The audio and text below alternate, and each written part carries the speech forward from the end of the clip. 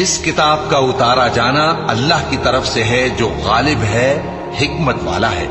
اے پیغمبر، ہم نے یہ کتاب تمہاری طرف سچائی کے ساتھ نازل کی ہے، تو اللہ کی عبادت کرو، یعنی اس کی عبادت کو شرک سے خالص کر کے۔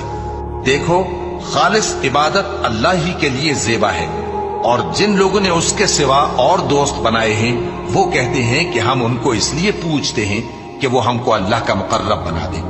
تو جن باتوں میں یہ اختلاف کرتے ہیں اللہ ان میں ان کا فیصلہ کر دے گا۔ بے شک اللہ اس شخص کو جو جھوٹا ناشکرا ہے ہدایت نہیں دیتا۔ اگر اللہ کسی کو اپنا بیٹا بنانا چاہتا تو اپنی مخلوق میں سے جس کو چاہتا منتخب کر لیتا۔ وہ پاک ہے، وہی ہے اللہ جو اکیلا ہے، بڑا زبردست ہے۔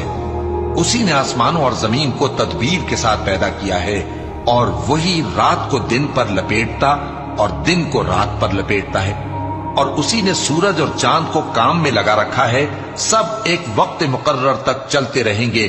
دیکھو، وہی غالب ہے، بخشنے والا ہے۔